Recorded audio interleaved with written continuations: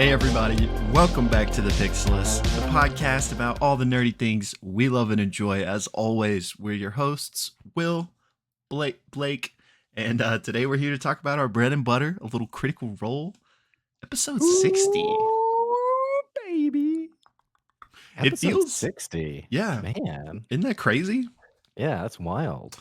It really is. Like, it feels like just yesterday we started, honestly, but I guess we're coming up on 2 years? like a year and a half ish. Yeah. Yeah, something I like mean, that. we've been doing this for like almost 2 years now, but I'm trying to remember when Yeah. campaign 3 started. I think that's right. Because campaign 3 was a little bit after I started my D&D campaign, which is about to hit 2 years this fall. So I think that lines up. Well, here we are. Look at us. Episode 60. Look at me now, Dad. Still a YouTuber, not That's making right. any money. Well, how are you today? I'm good, man. Got my coffee, which I know you just made yours as well. So, like, Yeah. you know, the lifeblood is entering me and invigorating me as we speak. Yeah. But how are you doing this morning? I'm good. As I was putting I know you drink your coffee black, but I put, a little cream in mine. And as I was putting my cream in, I grabbed the spoon I used to eat my yogurt this morning. Yeah. Uh-oh. So I was like, oh, I got to rinse this off. I don't want any yogurt in my coffee. But you know what it made me think of is when people use yogurt in lieu of sour cream or vice versa. Oh, yeah. It's Like like, Greek yogurt. Yeah, like, oh, I need sour cream. I'll just grab the yogurt. Or like, actually, I don't know if people do that with sour cream the other way around, but it kind of bothers me. That's all I'm going to say. Well, listen, that's me because we're more health conscious household these days, so we are substituting Greek yogurt for sour You're cream that these days. person. Oh no! Well, listen, have you ever tried How it? dare you? No, I'm just going to judge it from afar. I this was new to me too, and I came at it like, whoa, I'm not doing it. That's weird. I get like really defensive. I'm not doing it. Well, just if you've never had Greek yogurt before, it's not like yogurt. Like, you can't imagine like your strawberry banana yogurt and that's what you're substituting for sour cream. Greek yogurt like tastes like sour cream. Nah, man. It does. I mean, it's not. I mean, sour cream's better. Don't get me wrong. Nah. But like, Nah. it's not akin to like, going to get your little yogurt snack yogurt. It's a bit of a different beast. Nah, I'm not doing that. I'm not entertaining that. Fair enough. I was the same way. No. Yeah. All right. So spare everyone. Yeah. Announcements? I mean, I don't think so. Just the normal. We're covering The Wizard, the Witch, and the Wild One, so check that out. We're also covering The Ravening War, which is coming up on its final episodes. That's been great. And yeah, other than that, nothing.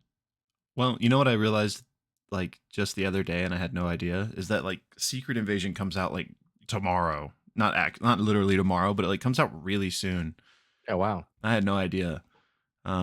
So I don't know if we're covering that or not, but I meant to bring this up to you because I saw that the other day and I was like, what? Like, it comes out like next week or like super soon, and I had no idea. I feel like they have not been like marketing it. When's Loki season 2? I don't know.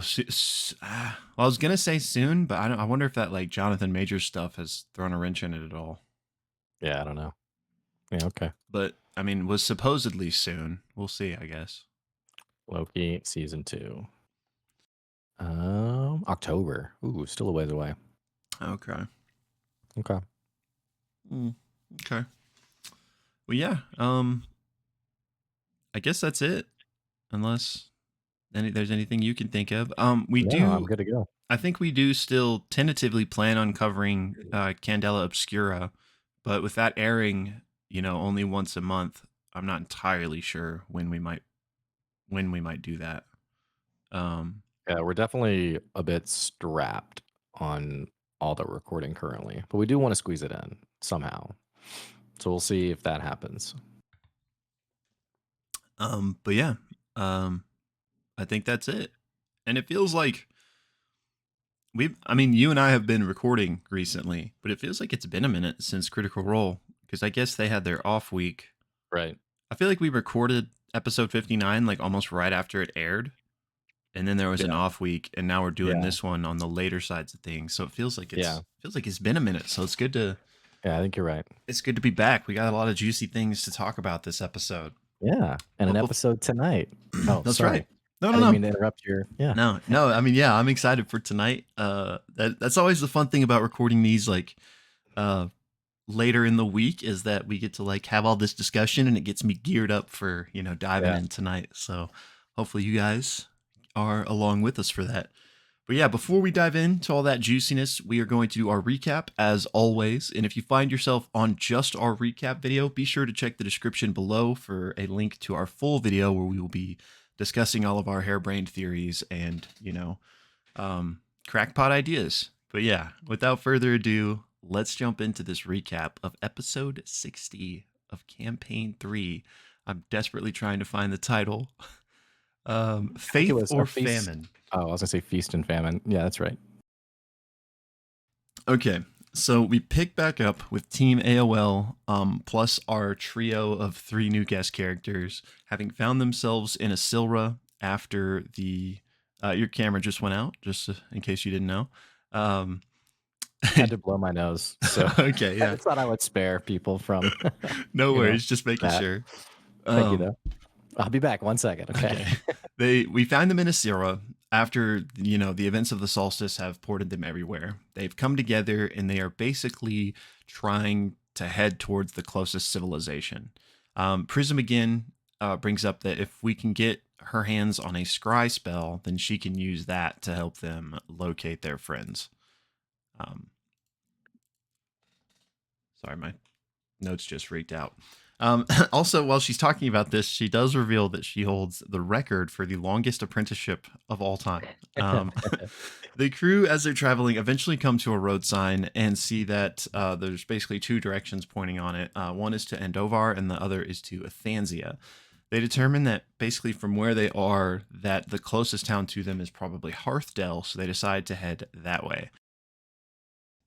As they continually traveling, it's mostly uneventful, but they do come across what remains of a gallows, a seemingly out of use gallows. It's very creepy, and there are a number of unmarked graves around. They spend a little bit of time, like, kind of feeling out this area, but they're like, maybe we should just, get out of here.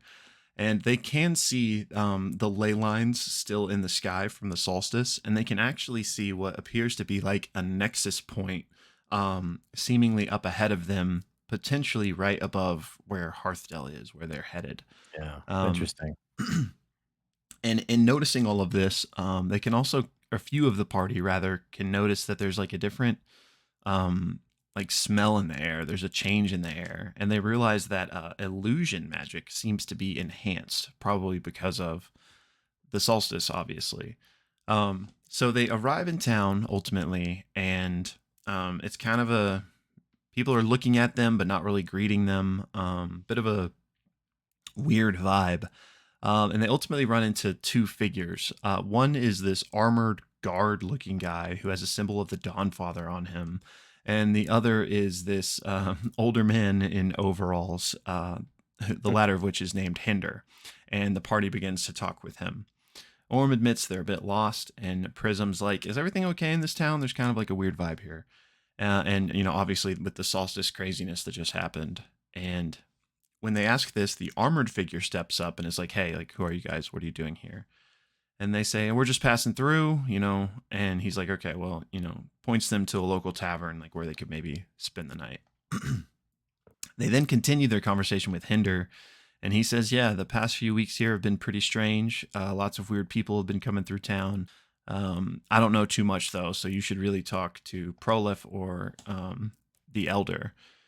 And so the party is like, okay. They decide, let's head through town and try to find somebody else to talk to. And the first thing they notice is the presence of a huge temple here, one that Mhm. is like far larger than it should be for a town of this size. And they're like, that's interesting, but let's go talk to that Prolif guy first. So they head to the apothecary where Prolif is and find him inside. They tell him about what happened to them and how they got teleported and grouped up here. and he says, "Oh, that's good news because 11 people vanished from our town last night. And if you guys are okay, hopefully they're okay as well." And he tells them there was this big event last night to celebrate the solstice. Um, and afterwards, this craziness happened and 11 people vanished. He also tells them that lots of Athansian agents have been coming to the town recently, along with adjudicators, and says that the activity from the temple and these types of people in the last few months has really been ramping up in preparation for the solstice, and that these temple people warned the city that the solstice was going to happen and kind of prepared them for it. But the people here, they're not really that religious. They're not really like the god types. They're more pagan, and they believe in what's called the loam and the leaf, which basically means they're more in tune with the land and the spirits and Right. the elementals here, and believe that those spirits and elementals will take care of them more so than any deity. Um, he also fills them in on a little bit about the town and said there's two like main mills here, which are the like sources of industry run by two families. The two families are the Rainmaid, which they've been here a really long time, and they're very good about like having a proper balance with nature and like their lumber extraction and what have you. But then there are also the Silver Calls, who are a more recent addition in the grand history of the town, and they are very wealthy, and they are taking way more than initially was agreed upon from the land. But Prolif isn't sure like what the reaction to that is because he says it's the elder's job to communicate with the spirits. So he's not sure if like the spirits are upset about that or not.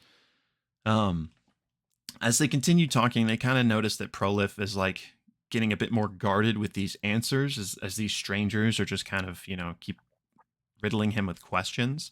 And Yeah. it's at that point that Prism uses a spell. I can't remember the name of it, but it's like a secret note message that she writes that only Yeah. Prolif can see, basically saying like, "Hey, I know you maybe can't talk right now, but is there anywhere we should go or talk to where you could speak freely?" And Prolif basically tells them about this cottage that they should go to get more answers. And after that, the party does pick up a few items. They get a few healing potions, and Bordor actually barters some beef jerky for a bunch of laxatives. Yeah. And so then the party take their leave and they decide to go speak with the elder. As they're walking and talking, Team AOL catches up the newbies on basically everything that we as viewers know. The down low on Vasselheim and the adjudicators in relation to Ludinus and the gods and Predathos and all the different machinations of what's going on in this solstice and like, Ludinus wanting to wipe out the gods, all that jazz. And eventually they come to this cottage that Prolif told them about. They go up, knock on the door, and as soon as they do, these two vines like immediately detach and like coil down like serpents. And then a peephole opens up and is like, "Can I help you?" And the party says, "We're here to speak to the elder. Prolef sent us." And they explain what happened to them, that they got teleported during the solstice and ended up here.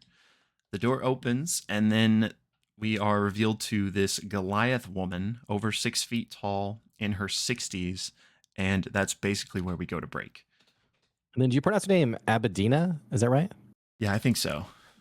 Yeah, so coming back from break, it is now this conversation in Elder Abadina's abode. And they're basically like, hey, we've been sent to you by Prolapse or, Prolef. And basically is like, can you help us? We've heard that you can help us. And similar to Prolef, Abadina is also a bit weary of the party. And essentially, as the party tells them the scoop, which Laudna informs them, like, hey, we were everywhere and now we're here. Abadina is basically like, hey, we've had a lot of people come through town. I don't know if I can trust you. Like, do you have any proof of this? And Prism presents, I think, like a library card or something from the Cobalt Soul. But then her wizard book, Dinios, basically is like, yes, I can confirm everything that has been told is true. Still from that though, she also Abedina also casts some kind of spell where she releases like these reddish spores and invites Orem to inhale them. And as Orem does, he sort of has like this experience of sort of reliving quickly in his memory, sort of rehashing all the memories that he's been through. And Abedina seems to share in these memories in some way. And that is certainly enough to confirm that everything they're saying is true. Abedina asks them, "Hey, what do you guys think of the prime deities?" And not unlike Team Wildmount, you have a few people being like, "Screw them, you know, I don't care about them." And then Orem really has this amazing. Liam O'Brien has, by the way, just incredible, several incredible lines in this episode. Yeah. But Orem basically says, in taking basically defense for the deities, which we've seen him do before, basically says like, hey, it's really not so much the deities that I have a problem with. It's often the followers who do the poorest job of representing them well. And there is a great conversation here where Abedina is basically talking about how, you know, with this moment with Ruidus happening, her connection to the earth and spirits, like something primal, has been unlocked and awoken. And it's not really clear exactly what she's referring to, but she basically says there are these eidolons that are no longer fearful of the deities, that are rising up. And again, not unlike what we've seen with Team Wildmount, Abedina essentially just basically says that to see the deities gone would be good. It would be freeing for the people. And she admits that she too heard the voice of Ludinus Deleth, and Orem basically, in sort of pleading the defense of the deities, basically says, you know, what if I told you I stood 50 feet from this man and that he would kill anyone to get the job done, like to get his way? He has to roll a persuasion check, only hits a 12, and unfortunately, Abedina basically says that may be true and he may be misguided, but it's sort of like the ends justify the means. Like, Yeah. if this leads us to being free from the gods, then so be it. Regardless, the party's like, well, hey, can you help us? Like, we just want to get back to our friends. And Abedina basically says, yes, I can help you. I have this thing called a scrying well that you can use to at least find your friends, but I need some help from you first. And the party's basically like, well, how do we know we can trust you? There is a nat 20 from Prism where she's like, I think we can trust her. But basically asks, what is the nature of this scrying well?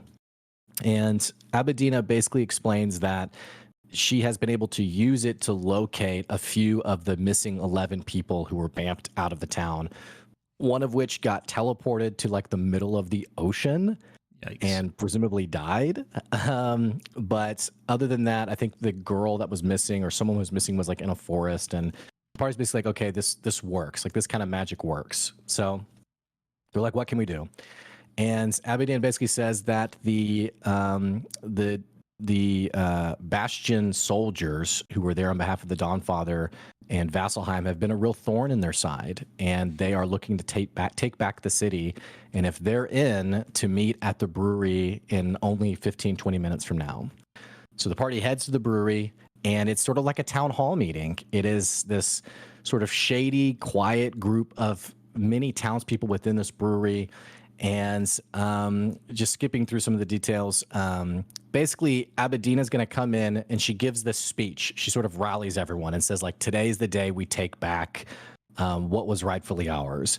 And anyone who's not up for the task, because some people may die, you can go stand over there, and everyone else, like, step forward. And the party's like, okay, what choice do we have? Let's do this.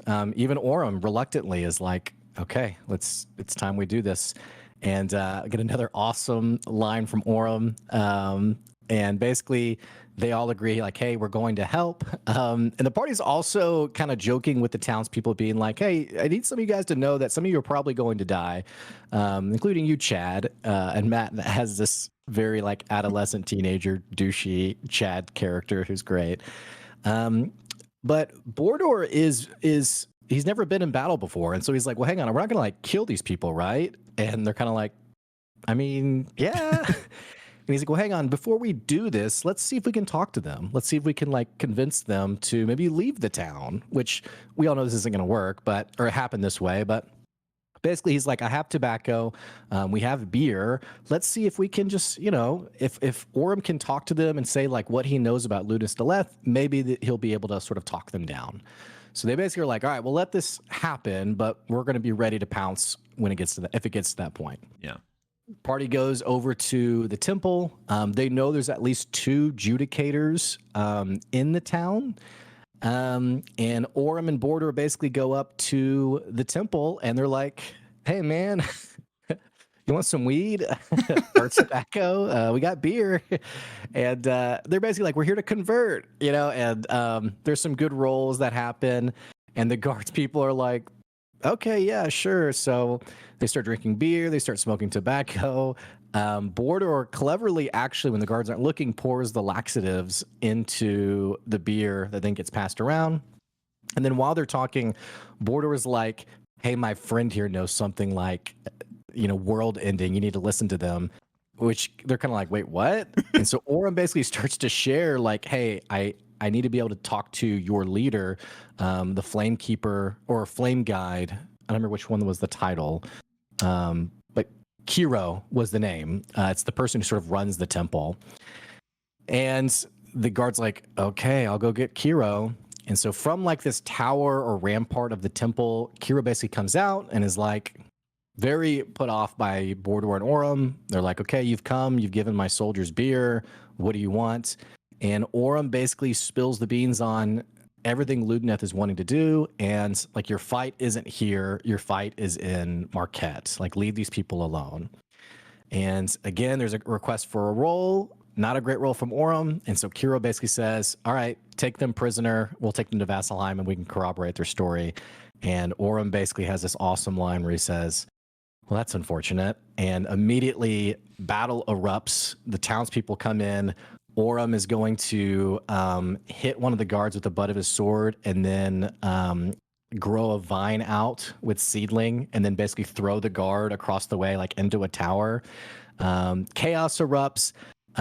Prism is going to dimension door with Denise into the temple, which was the plan. And immediately once they get in there, which Matt brings out, by the way, it's a 2-part battle arena. It's the outdoor and then the indoor, like, temple court. Yeah. Looks insane.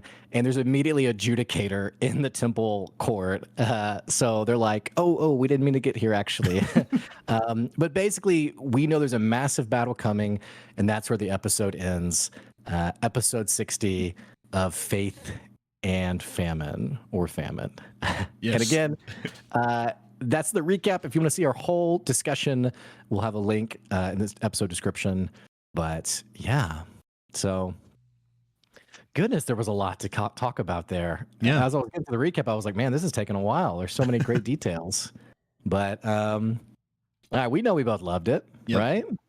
Yep. Dude, freaking awesome episode. Yeah, really fun. It's still just good to be with this Team AOL. We had one episode with them, then that break, so I felt like I'm still kind of I'm still juiced up about being with this side of things. Yeah, good energy. Yeah, with this group. Yeah, very good energy, and we talked about it last time, but I'll throw it out there again.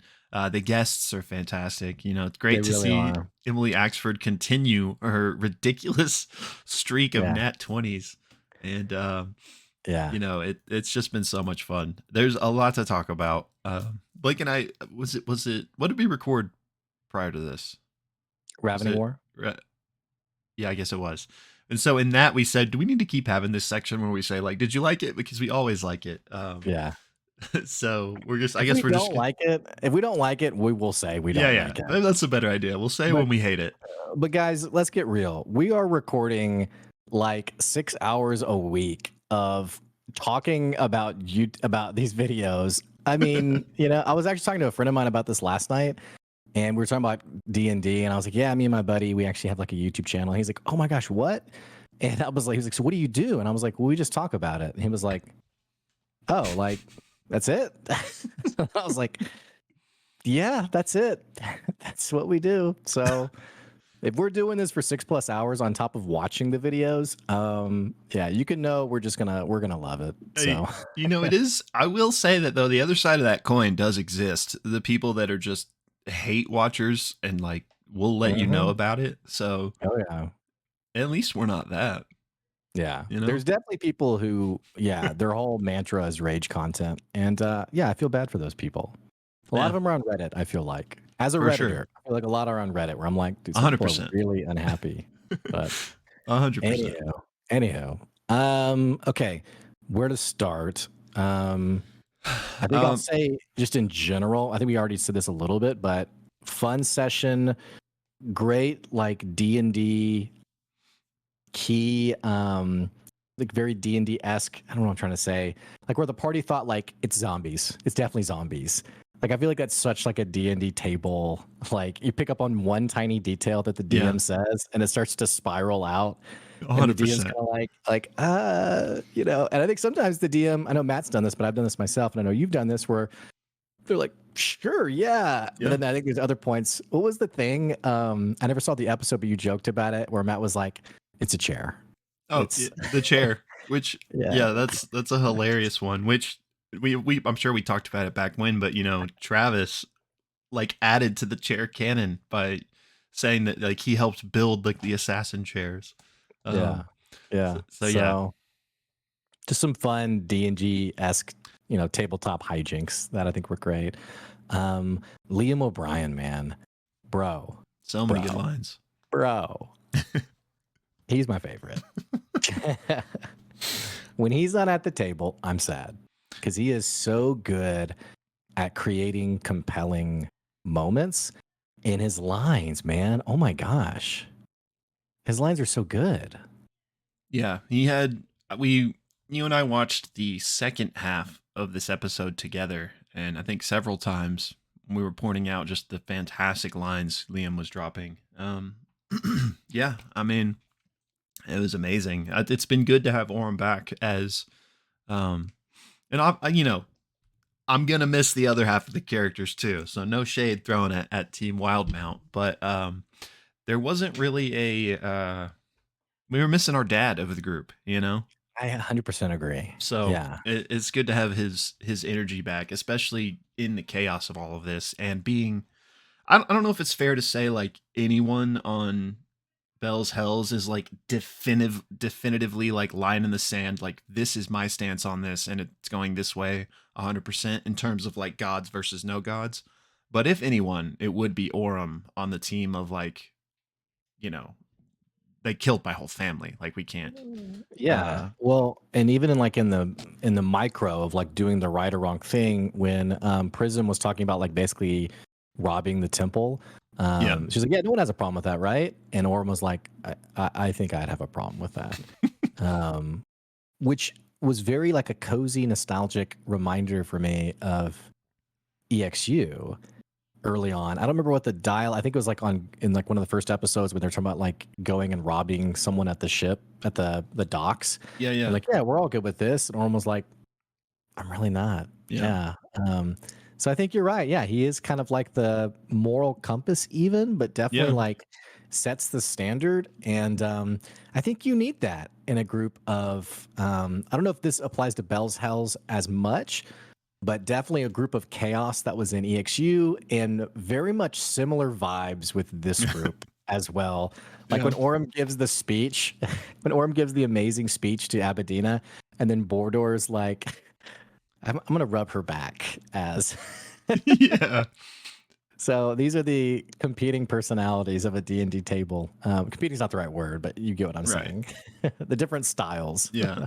There's So definitely some chaos demons in this group. yeah, What were the teams? Team Anxiety and Team Jersey or something? I don't know. Oh, you Which missed one are you that? talking about? Yeah, I don't remember that. Well, they had to split. They split into like two groups. Yeah. And so the name of the two groups was Team Anxiety and Team Jersey. And I think Team Anxiety was like Bordor, Laudna, and I don't know. I think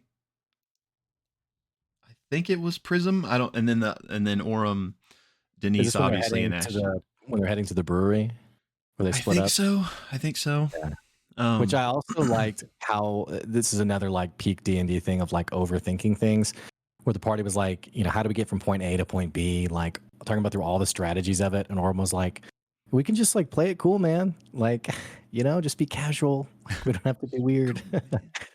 So anyway, so yeah, lots of great stuff. Where do we want to start? I'll tell you where I want to start, and that's with Bordor, and that man is a Bro, dog. he Okay, said specifically his dad was not a dog though. he's he said that in the last episode too, but I definitely have my confirmation goggles on. My confirmation Yeah, your bias bias. is Yeah. out in full force because I'm looking for the clues now, and I'm latching onto Yeah. Which anything. But for there's you some. just Go ahead. for you guys who maybe didn't watch our last episode, Will's all in on this theory that Bordor Dogson is in fact the son of a dog. And we won't get like rehash some of the details from last episode, but you're saying this episode confirmed it even more for you. Yeah. Well, not even. I mean, I guess he technically would be the son of a dog, but more so like that's not necessarily relevant. Just that he is a dog that was I don't know, man. polymorphed or How otherwise turned how into would a. a dog know how to roll a blunt? Well, Huh? because he got magically altered by a polymorph or the solstice or something, and there's just some level of sentience that must come with that. I would assume. I don't know, but We must teach him our ways. I think he's a dog, and there's some new evidence this episode that I think points to that. First of all, Okay. he just sees the good in everybody. Like, he I can't remember the exact conversation, but they were like talking about like, well, would they go for that or something? And Border was like, yeah, like that, yeah, for sure. Like he always is very optimistic and True. sees the good in people, which is a very dog characteristic, Dogs love everybody for the True. most part. There's Yeah. exceptions, obviously. So there's that. He was always curious about the well-being of animals when they came across them. Like they came across a stable or some farm or something, and he's like, "How are the livestock? How are the animals doing?" Um, curious about that. Um, he then, whenever he was trying to like commend someone or like applaud them or congratulate them, how does he do it? By giving them beef jerky, like giving a dog a treat. That's how he responds to like accolade. Like, oh, like here, have some beef jerky, you know. And finally, the back rub moment, which is very weird, but I feel like what do dogs like? They like to get pets. Yeah, and they get into your space. So That's, if you're not a dog yeah, lover, you don't belong in this chat. No, I'm just kidding. But I've heard people who aren't dog lovers talk about how dogs are kind of invasive, like they can get right up on you. yeah. So, which is not unlike the light sexual harassment that he gave to Elder Abedina. But okay, okay. Are there other rational explanations for those things? I'm sure, but I feel like it's all adding up. Mm. You guys will have to let us know what you think about this theory. I was mind blown in the last episode. This episode, I pulled back a little bit. I'll be honest. I'm like, Really? I don't know. I don't know. Hmm. Because he said he was not the son of a dog and he But would he never said lie to that me. last episode too. Dogs do not lie to you. Dogs are the most honest creatures in the world. Dogs lie. So, You dogs come don't lie. home, there's a big mess in your house. You're like, "Did you do this?" And they like run to the other room and like put their head in a corner. My dog doesn't do that. My dog just lays by it and is like, sorry, I couldn't control myself. This was your fault. You shouldn't have left this out for me. And I'm like, you're right. I shouldn't have. That's on me. So all Well, right, so we got the Bordor dog son theory, possibly confirmed in your mind. I Um, yeah, it I, wasn't a I feel like slight. I it. just yeah. Okay. Chipping it. It's like 30 minutes later. You're like, you have like a whiteboard behind you. I'm like, all right, let's just move on. What else from this episode? Um, I thought it was interesting that Prism reveals that she's had the longest apprenticeship ever, and also that she's stolen, presumably from the Cobalt Soul, several times. I think she says 3 or 4 spells from like the restricted area or Yeah. something to that effect. Um, which just made me wonder if what more might be there? Those two things kind of go hand in hand for me. Like maybe she's been the forever apprentice because she keeps breaking the rules, like stealing spells and etc. Um, but yeah, it's these types of things where I wonder, especially with a guest character, like how much of it is really like there for like mining deep on versus Yeah. just this is a funny thing to say in the moment. Like, yeah, oh yeah, I've been apprentice forever, Like, so Yeah. I It's don't know how much it's worth like diving super yeah. into, but I thought it was interesting. I feel like it's a little bit of both. I do wonder if she's being totally honest because of, I mean, I guess Dinios would have to be in on it if there was something untruthful about her background. But I even found myself wondering, like, are you even really part of the Cobalt Soul? Like, are you pretending to be part of it? Um, and the reason my mind went there was when they were talking about the Cerberus assembly, and she didn't seem to know. Now, I think this could be just Emily Axford just out of character being like, oh yeah, what is that again? Not Hmm. realizing like her character would know. But I also wondered if this was something more intentional where it's like something you would clearly know that you don't know. And it made me wonder, like, is it possible like she's charading as a member of the Cobalt Soul to gain access? I mean, if she steals, like maybe to get access to more things, or kind of like a, catch me if you can kind of situation. Mm, Like, yeah, I'm an apprentice here. I don't yeah. know. I mean, I'm not sure. I got a little curious about it, thinking, I wonder if there's more to it, with this guest character. Yeah, I mean, same page as far as wondering that, but the Cerberus assembly thing didn't ping for me. That I mean, entirely possible that that is what she was doing. Um, but to me, her just like not knowing the deep lore of this world, since she's a guest character, checks out. And if it is like a con, she is insanely craftful for then once being told, then being like, oh yeah, like I have their playing card. Like she like then once Right. she was told, she like reintroduced elements of it to her backstory Right. as if she did Yeah. know. So if But that but even is the all a misdirect, that's very layered. but even the joke of the playing cards was interesting because it was like, well, these two factions are diametrically opposed, right? So to like be collecting playing cards, No, they're not, because the they're Cerberus not. Assembly isn't evil like Okay. on a base level. They're like an elite or aristocratic thing. Lewdness is obviously up to no good, and a lot of the Cerberus Assembly that we've seen are actually like corrupt and stuff. But it's like saying like, Is it fair to say it's not evil then if so many of its members are well, it would doing? be saying like the CIA is evil. You know what I'm saying? Yeah. Like I guess there's definitely things you could point to that would make that case for sure, but like as an organization it's like not an evil organization. Like it was founded to be like this kind of, Yeah. the But CIA isn't is like not the like a Cobalt great Soul analogy, but you know what I mean? Like isn't the Cobalt Soul like keeping watch of the Cerberus Assembly or the like Cobalt Soul is like investigating them they're like or investigative monks, if you will. So like they're good. Like they're good guys. I mean, obviously yeah. it's black and white depending on the individual person, of course, but yeah. But so all that to say is that it's not like Cobalt Soul first Cerberus Assembly, because the Cerberus Assembly is not like they're like a institution, you Yeah, know. okay. Um I think I and know this more than you will because I haven't seen campaign 2. and I'm sure the Cobalt Soul, which Bo is a member, and of which Bo is investigating lewdness and other members of the Cerberus Assembly. So on some level, yes, they do know that like they're keeping their eyes on them and stuff, but they're not like diametrically opposed and like, yin and yang necessarily, is all I was Yeah, trying to okay. say.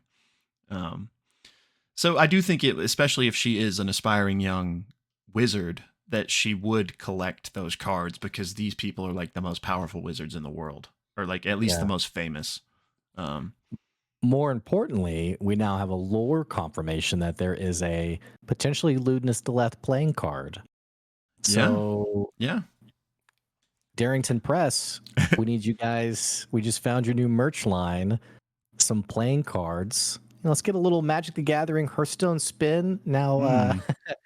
now Critical Role playing cards. That'd be a Bro, little interesting. I wouldn't. I mean, with all the stuff they're developing, if if this goes another 20 years, I wouldn't be surprised if we saw like the trading card game or the card game, like not the trading card game, but like a Yeah. board, like a tabletop card game that was Yeah. Critical I Role just think it'd be themed. kind of interesting, especially since we've had Vox Machina brought to life, brought brought to like visual life Yeah, animation. You get it.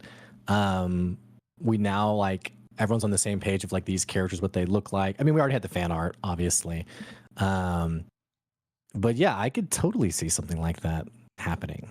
it'd be cool for sure. Yeah.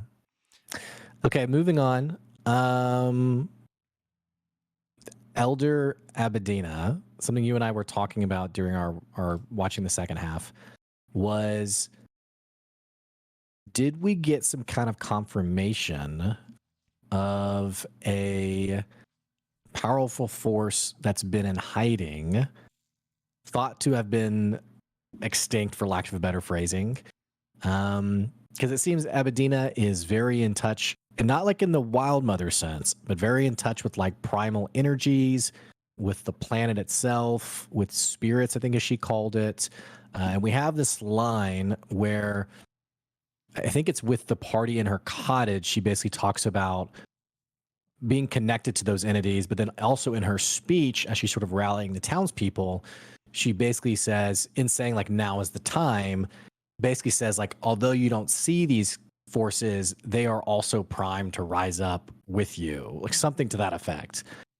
What was your take on that conversation, those details? There's a lot. There's a lot. This may be the most meaty thing to dive into, so I'm gonna take this piece by piece. And just one detail that I don't want to forget, so I'm throwing it out first, is that comment, that the one specifically you just said about like they're here too and they're primed and ready. There was a moment during the to the end of the episode, the siege, if you will, when Orem and Bordor were going to talk to the guards and everybody else was kind of sneaking up. There was a moment where Matt like described the flames or something like almost looking alive, and then there was like something with like the vines kind of like similarly like Yeah. unnaturally like growing and like to help them sort of climb. Yeah. Do you Right. think, I was confused at what that was, but then I was like, okay, is this the like manifestation of these spirits and these elementals like aiding the townsfolk in this moment, or what did you take that to mean? Or So Matt, I think described it as something supernatural or unnatural. I took it as Abadina like casting something, like basically like leverage. Like it's interesting because here's what's really cool about this is Matt has essentially introduced a source of power separate from the deities.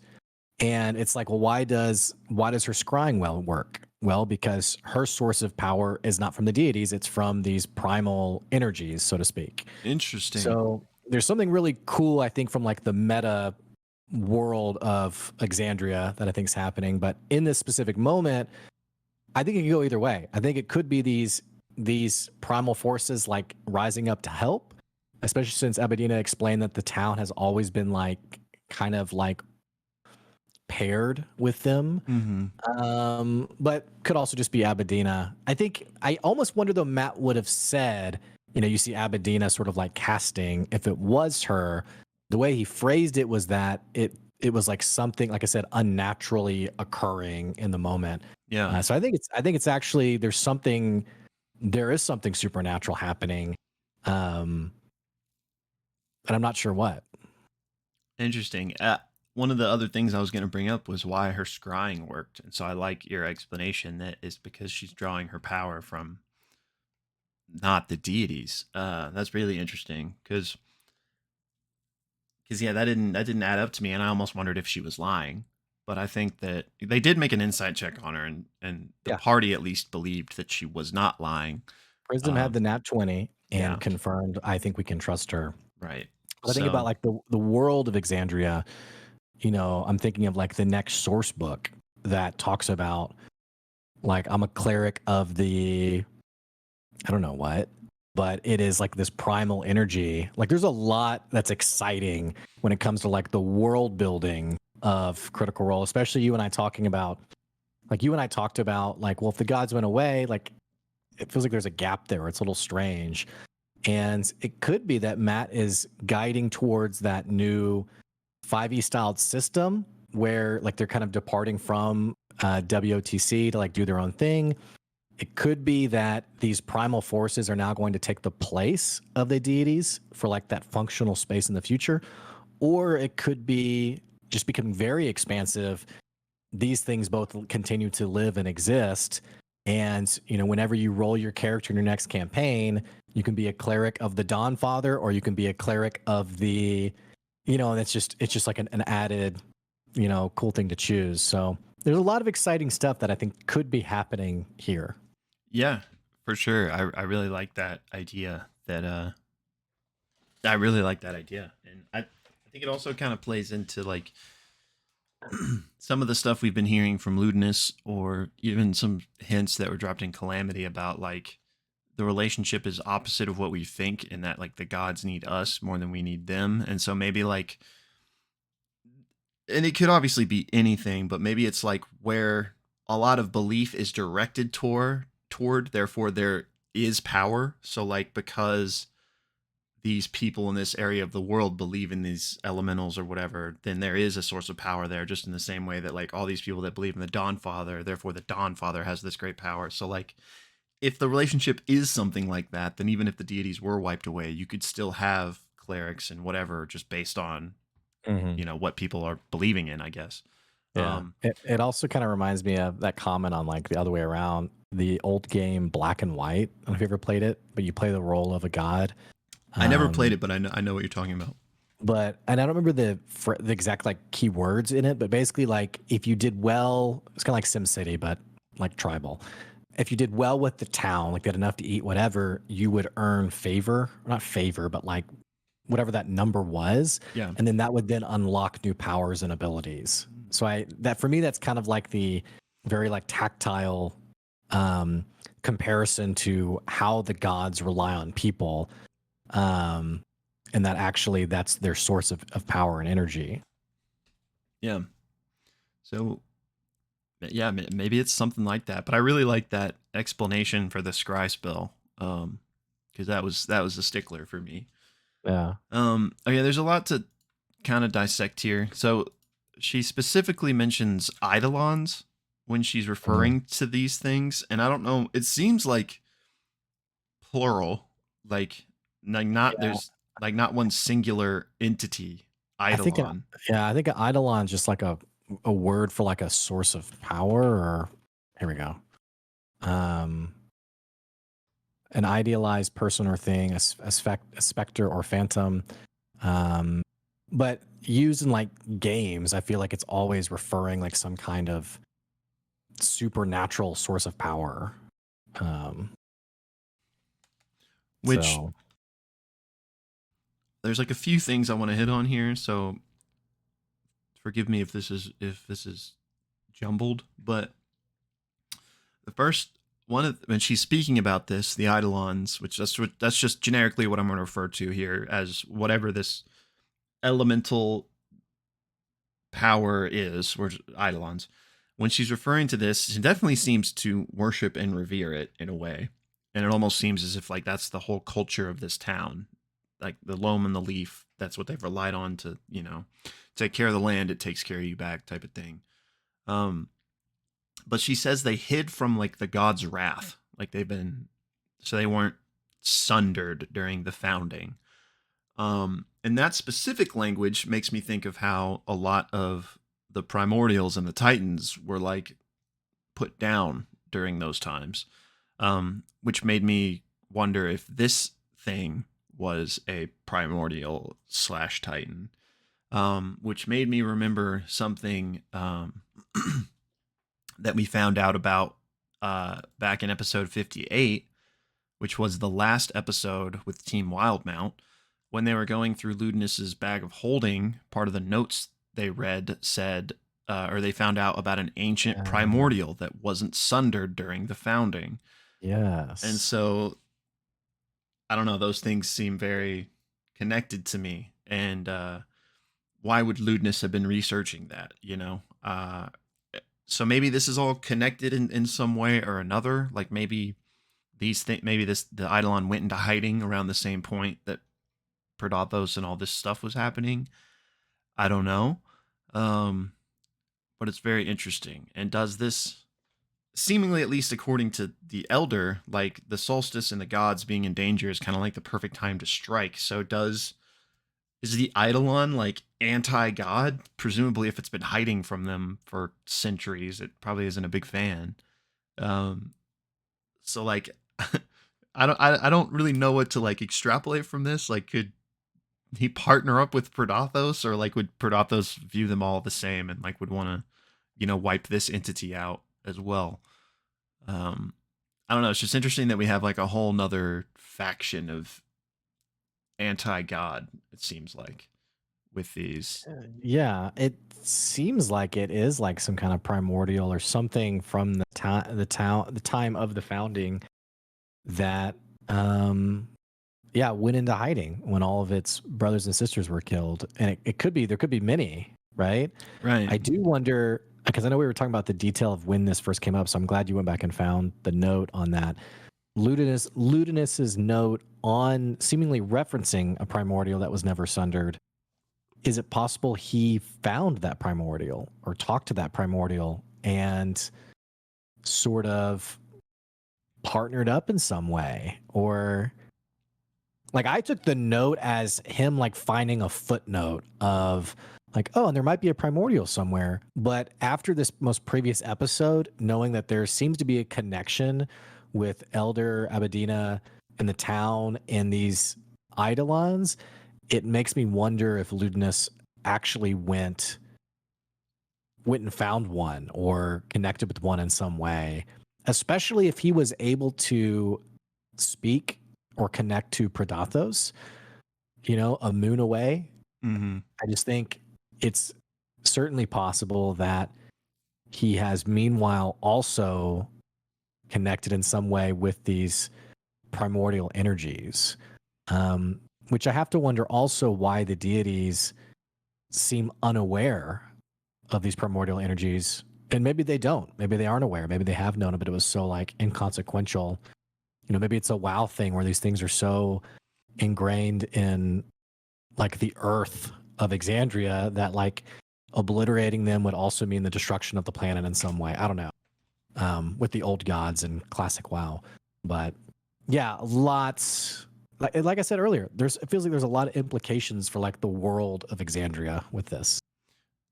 Yeah, for sure. And yeah, it could even, since the Eidolon's been hiding from the gods, like specifically, it may just be that they don't know. Like, maybe Mm-hmm. Yeah. like less than that it was small fry, they didn't care. Like if it was purposely hiding, they maybe just either maybe they knew it existed and like could never find it, or maybe it evaded their awareness completely, sensing the danger that was coming or something. Um, but yeah, I like that with Ludinus. It's also possible that like in that research, he was clearly researching a way to deal with the gods. Like maybe that's one of the first things he found was this supposed ancient primordial that escaped the gods. Maybe he was like, that's something I could track down that might help me if this ancient powerful primordial was able to evade their wrath. Maybe that's something I can use. Mhm. So it could also be something like that. And it was something we talked about before, but the attack under the Earth HISHARI, which seemingly was a distraction to weaken Mm. Keyless forces. So I think that part's true, and that's all Mhm. fine and good that could be all that it was. But maybe there's another primordial or something that was being investigated in that area. And then of course we have the Ono Plateau, which is like this enormous well of seemingly like elemental energy. So um what's going on with that still? Maybe there's some sort of fire. I don't know. Yeah, Lots because happening. well, and think about man, this is interesting. Man, this is so interesting. The language in EXU with the Ono Plateau, which for people who didn't see EXU, the very shortest story of this is there was basically a mountain that appeared out of nowhere. Um, and seemingly characteristic of the fire elemental plane. And as the party is trying to figure out kind of what's going on, there is some language around. And wasn't there also like a reference to the crater in what's the town? Amon, Iman. Like Thordax scar. wasn't like the scar like overacting or something, or like it was I think getting maybe more wildly or something? there's a lot of like fire elemental activity. But I think it was something like, I don't know if it was like the rune or the sigil at the top of the Ono plateau, but there was something about something's coming, like something's pushing through. Mhm. So that tracks for me that there's something primordial in play here. Yeah, and I mean maybe it even is the Eidolon, you know, for all we know. It could just be, especially at that point, maybe just a little bit of a clue as to the solstice coming and what that means with these like nexus points and all this magical energy that can be used. That's And true. that's fine. I think that is enough and that would make sense. But Yeah, that's it's true. at least possible that this also it could be playing into what we're saying here. So I think it's definitely interesting. And I don't know, it's I don't want to draw away from this subject yet, but one other thing I wanted to touch on is, you know, clearly the Elder Abadina is team against the gods, which she seems very in line with Ludinus, almost saying as much when Aurum first brought up, like, I was just 50 feet from this dude, like, he's not a good guy. And she's, you know, like, ends justify the means, basically. Um, they also heard his speech, and a lot of people around this part of the world have heard the speech, but in Team Wildmount, we never got the indication that any of the people in Uthadurn had heard the speech. Maybe they did and it just never came up, but that's kind of weird to me. I think they're So too far away. I think this that makes was, sense. you know, like everywhere within 500 miles or something, or even less That would than. make sense. If they can see the beam and Ruidus, I guess then, but or maybe I don't know. But Yeah. So yeah, that checks out to me, but I mean, especially if Ludinus knew of the Eidolon and it was any part of his master plan, could the Elder have had any contact with Ludinus or be looped in on this at all? I don't think so. I'm not leaning that way, but their goals are definitely aligned, at least in the yeah. short term. Um, and I don't know if I trust her. I mean, I get it is completely plausible that like being from this town, having the belief structure that they do, that this is what she would want and like wouldn't kind of care what it took to get there. Ends justify the means. But I don't know. I mean, it's also kind of intense, but I guess we don't really know the history of how like the temple and the Dawnfather have treated these people necessarily. Um, but They like, don't. yeah, Yeah, what's interesting is this group doesn't have a cleric or someone who ascribes. I mean, I guess Aurum with the Wild Mother, maybe.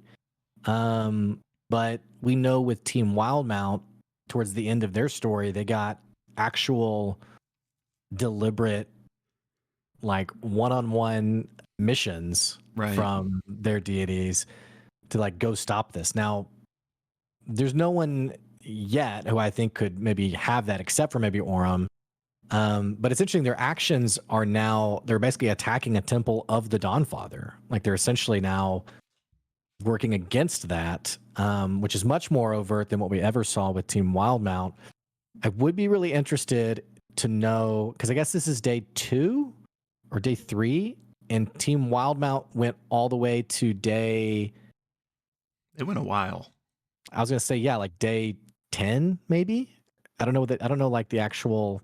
Yeah. I know they had like 5 or 6 days of travel on top of all the other things. So I think maybe 1 to 2 weeks.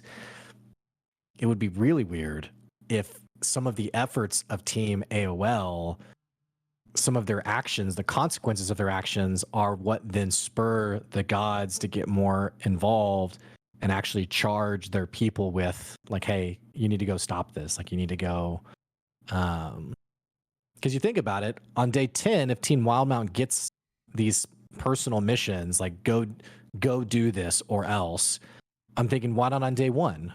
Like, why not as soon as the ritual started? Why weren't they already being like, hey, everyone rise up? Like, why 10 days? Why did it take so many days? And part of that could be we know that it feels like the apogee solstice, like as time goes on, its blockage of magical powers seems to be waning. So like maybe this is the first time they could get a hold of their people. Mm-hmm.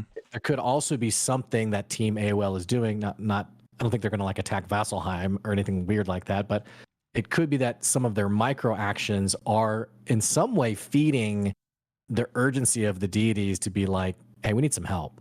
Yeah. So I don't know. I could see that like something that unfolds during Team AOL's time serves as an impetus, but I don't think it would be because of Team AOL. Maybe it would be in terms of like a rolling consequences of I don't actions type of I thing. don't think they're gonna cause something catastrophic.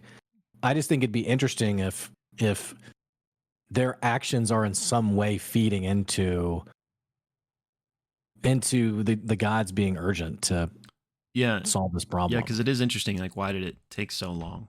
But I wonder if we will get some sort of similar call to action 10 days deep with this crew. Now, like you said, there's not really anybody as connected to a god with this crew. Um, but it still seems like, and it obviously does not have to be the gods by any means, but it seems like this crew is going to need some sort of like final like spur moment of like, all right, we got to get to Drusar. I mean, I'm assuming that's where they are ultimately going to end up, since that's where the other team went, but not necessarily. Um, but yeah, I also don't think that, and not that you were saying this, but I also think that for Team AOL, they're more so just kind of ends justify the means for their own personal mission, in terms of like, we need a scry spell, we need to get back with our crew, and that's kind of why they've aligned with this town more so than they're like down with the Dawnfather, Oh yeah, 100%. necessarily. Sure. Yeah, for sure. Yeah, and all I meant was they are overtly attacking a temple now Right, against the Dawnfather, right, which wasn't their plan. I mean, their plan was to talk him down, right. but yeah. Which we also got a little bit of a nugget from that, in that the when he was telling the flame keeper or the flame speaker or flame guide, whoever it was, about what happened, that they knew, and they're like, yeah, we sent ships to the Hellcatch Valley, but clearly they did not know that those ships all went kaboom. Um, and we know it's at least been 1, maybe 2 days. So, not that this is anything new, but clearly communications are offline because they don't even know Mhm. what happened there yet. And there's Right. clearly no urgency about it, um, which is interesting. But yeah, so just the Elder, I'm again, just to kind of close a loop on that thought. I'm not saying there's anything like sinister going on there, but like, I don't know. I just don't know if I trust her for whatever reason. Like, you getting any of those vibes at all, or are you just I definitely don't think just she's I don't think she's hiding anything. Like I don't think it's gonna be anything like where they like save the town and then they're like, oh yeah, one last loose end. And I think for her, it's very much also the ends justify the means. Like we have this group of people who can help, and then once the deed is done, like, all right, take what you need. See you later. I think the tension is also that she seems. It's very interesting. She seems to be not pro Ludinus, but pro Ludinus's plan.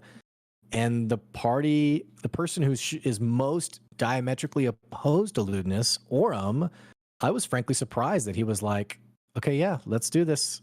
Because he is essentially furthering,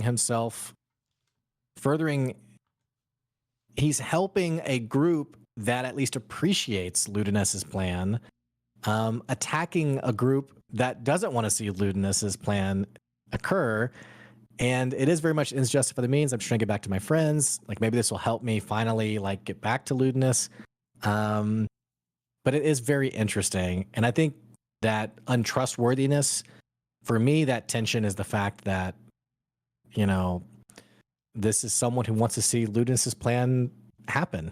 So I don't know. It's very interesting. yeah. And I'm curious how Aurum will process it after the fact. Like in one of I'm looking for a conversation with like Ashton at like, midnight as they kind of reflect on It's one of those great conversations they have. Yeah. And they had the plan before even going. So I do think that guilt's not the right word, but I do think that like Yeah, they were gonna do it culpability's anyway. there. Sure. Yeah. But I will say that it also kind of came down to had no choice because they were like trying to arrest them, basically. You Yeah. know, like Yeah. the flame guide told them to like, you know, like lock like bring like gather them or whatever. And so they couldn't let that happen. So there is kind of like, well, we kind of have to defend ourselves at this point, even though the plan was always to come and attack. So maybe there's some, Yeah. you know, let yourself off the hook in that regard. Which, speaking of the attack, we know there. This was something that Elder Abadina said that I didn't trust when she was like, "Yeah, we know there's only 2 judicators." Mm, I could totally see Matt bringing out like 2 more or something. And the scope of a 2-piece battle set. Are we gonna have a whole episode devoted to this battle potentially? I don't know, man. Battle. I don't know. It could be a long one for sure. But yeah, we haven't even seen. I mean, who knows how strong the Judicators actually are? They seem very, very strong, especially as like the dogs of war for like one of the most powerful Yeah, organizations in the world. Um, can they even handle one? Like, much less two, yeah. much less if there's even more there. I guess we don't know how strong Elder Adina is. Plus, we have a lot of like kind of cannon fodder in terms of the villagers. So, like, I don't know. True. I'm interested to see like what. Chad, sorry, man. You're probably dead. Yeah, like, yeah. I wonder what this battle's gonna look like, and will we see Prism summon that demon? Maybe that'll help. Maybe it's more of Oh, like distract the yeah. Judicators. You know, maybe it's not like Yeah. fight and And defeat them. maybe the plans to get to Flame Guide or Flame Seeker Kiro and like call them off, call off the war dogs. Yeah, I do want to see the demon summoned. And I think Emily Axford is like, I think she even said as much. She's like, someone let me know if you, I need a vial of need some someone blood. killed. Yeah.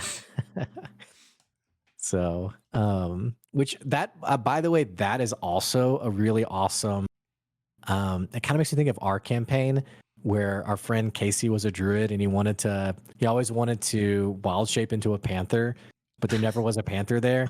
So any new area, do I see a panther anywhere? Is there a panther anywhere?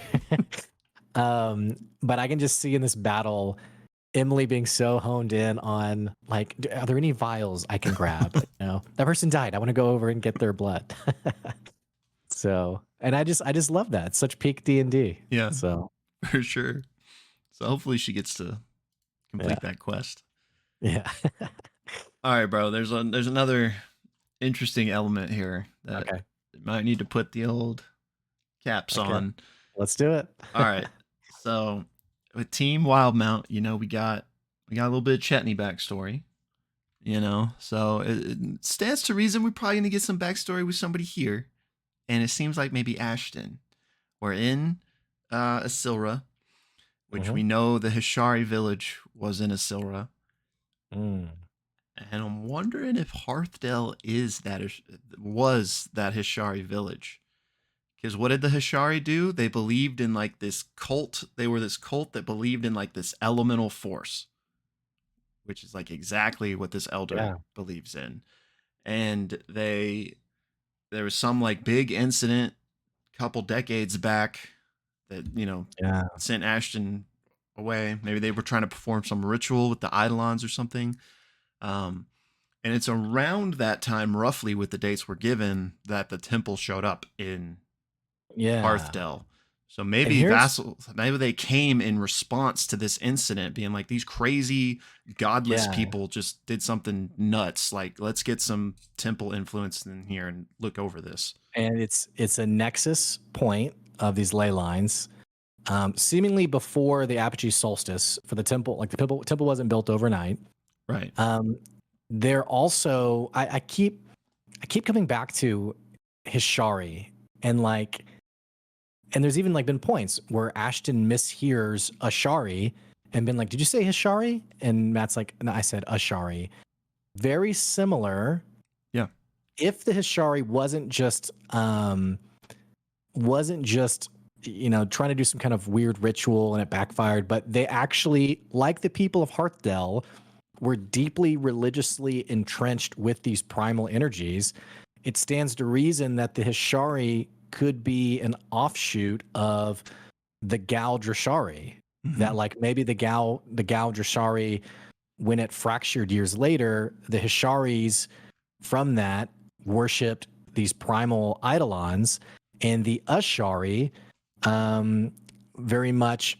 I guess the Ashari, did they care much about the deities, or is it more like, are there other Um, missions that could their missions be the same? I guess because they now like I'm not. they like tending to the elemental Yeah. planes on the planet But essentially. the point that I'm making is I kept thinking, why did Matt choose a name that is so similar to Ashari, so easily confused? And it's like, well, if they're both an off branch of the same origin, this town for me, I'm totally with you. I feel like this town could be remnants or part of or something Hishari, Yeah. and absolutely could be where Ashton's from, or at least near there. Yeah, and I don't remember when or where, but I think Matt even said as much that the Hishari like was an offshoot, like was connected. Um, Yeah. Okay. so Okay. I don't remember the exact context to fill in that graph precisely, but I'm pretty sure we got that confirmed. Okay. Um, so yeah, it all could add up rather nicely. Now, if it does, I don't know. It is a D&D game, so if we are going to implement some character backstory along with the overarching story, similar to how Chetney was near Uthadern based on where they teleported, then similarly, this could be Ashton's backstory that they happen to be near. So I think It's that got to be. makes sense. Ashton's Um, gotten the least of everyone else, which not that everyone needs to have their time, but I just feel like it's too coincidental for there not to be some really poignant moments with Ashton. Also, my favorite character. yeah, and this is a stretch, but this also I think makes sense in this theory, but outside of the theory, it's kind of a stretch. But the gallows that they saw that have been out of use and were cursed, like Yeah. maybe the last time they were in use was when all that happened, and maybe like some of these people were hung in response to what they did, like part of the cult Mhm. members or something. Um, The question is, how did Ashton end up in Bassaros? well, I mean, if whatever they were doing, which I don't know if this was just a theory that was thrown out there or if we got any type of confirmation about this. I think it was just a theory, but whatever the cult was doing that day, because Matt described like people being thrown away or like maybe that was also during a solstice, and maybe Ashton was similarly teleported just like he was just Mm. teleported during this solstice. Because doesn't he, from his perspective, he like wakes up and he's just near Bassaris, right? Yeah, maybe even like away from an Apogee Souls, like someone getting bamfed. Maybe a Wizard of Oz, like tornado. You wake up in, I mean, not the world of Oz, but the Yeah, Hellcatch Valley. yeah. So, gosh, I love this stuff. I'm right there with you, man. I think you're right on the money. So it would be interesting for sure. And if not, I mean, it doesn't really make sense for this to be like an Orem or a Laudna section, and maybe it's a no one section. Like maybe there isn't any personal backstory to be found here, but if there is, I feel like it has to be Ashton, I and think all it those will be. pieces kind of line up nicely. If so, Yeah, um, and it could be something as soon as there are artifacts in the temple that have been like under lock and key that they discover after the fact, or it could be just talking to the townspeople that I don't know if it's this town. It could be. It makes sense to me that it would be. Um, but definitely this region, supposedly. yeah. So And this town was doing the weird.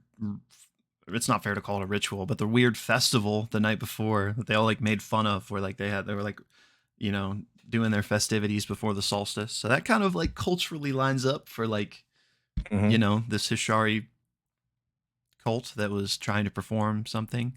Yeah. Um, so even if this is, let's say this isn't the case, I still at least think the way Elder Abadina worships or reveres the Eidolons is probably the same relationship that the Hishari had with, if not the Eidolons, something very similar to them.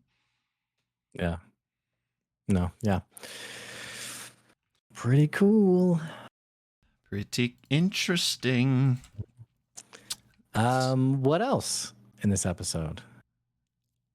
That's the main stuff I wanted to hit. I think so. Let me look over my notes.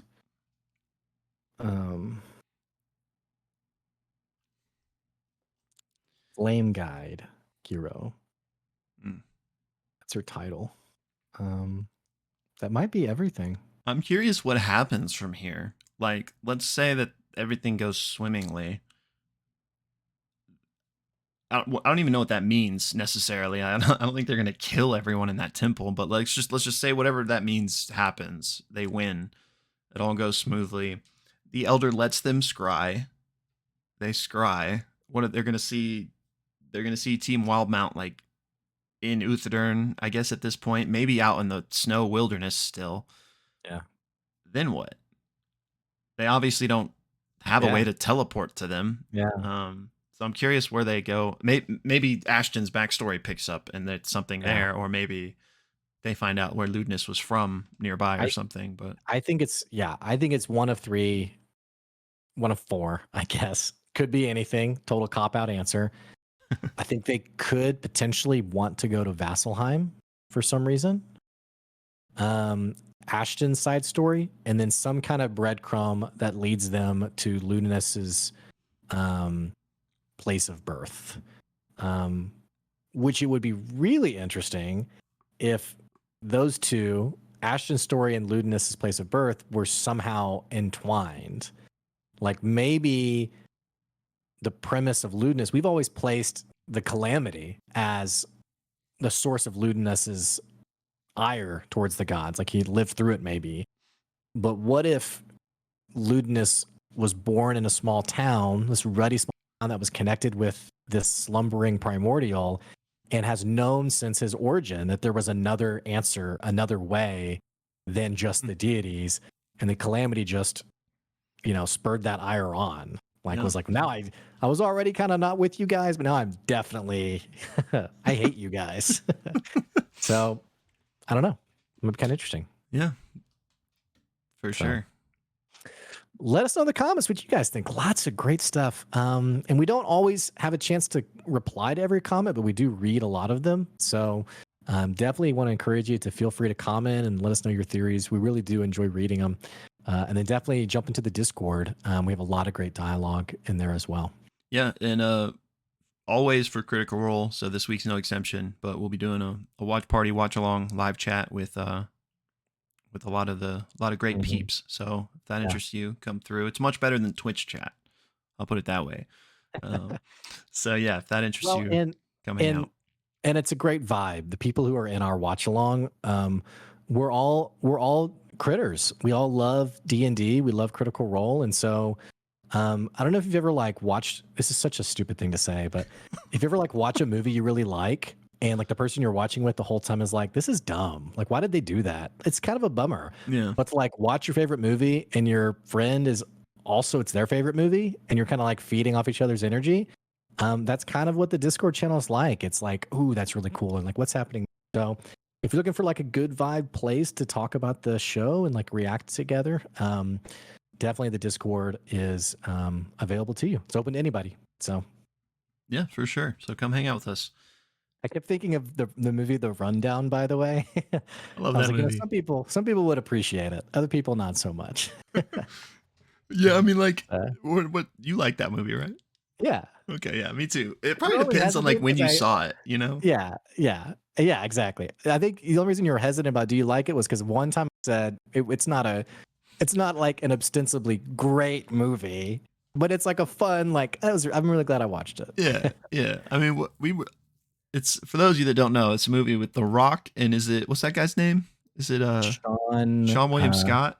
Yeah. They came out when we were young, I don't know. Yeah. Younger. I mean, in high school. Guy. I can't think of his name. What guy? Christopher Walken. Oh yeah. So it was just a funny action movie from 20 years ago. 2003. Yeah. Okay. So 20 years ago. Yeah, well, so, if it came out today, I'm sure I wouldn't enjoy it that much, but it's just a fun little movie. Yeah. It's a good Little movie. Yeah. thunder, little Yeah. lightning. Directed by Peter Berg, who's done a lot of great Oh, movies, by the way. I didn't realize that. Is Yeah. he the one that did Remember the Titans? He did Friday Not Night Remember the Lights. Titans, right? Yeah, that's what I meant. Friday Night Lights. Yeah. Yeah, which was also really good. And then he did the movie oh man, what's it called? I don't know what it's called. The Kingdom, which was an awesome with oh man. Jamie Foxx? Jamie Foxx. I Yes. think I've seen it, That but it's been a movie. long time. Jason Bateman, Jennifer Garner.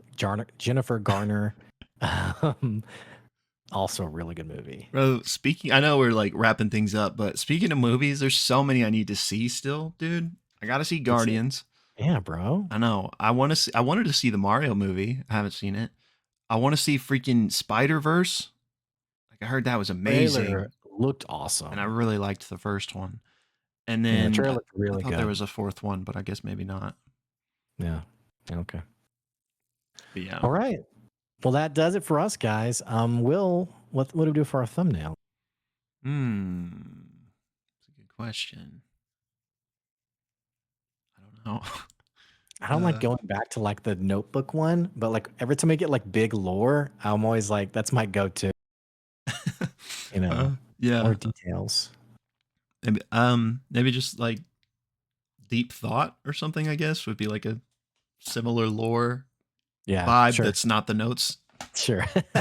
We're just looking for answers, guys, for Yeah, what communicates this without using a notebook. we're doing our best. All right, here we go. All right. Ready?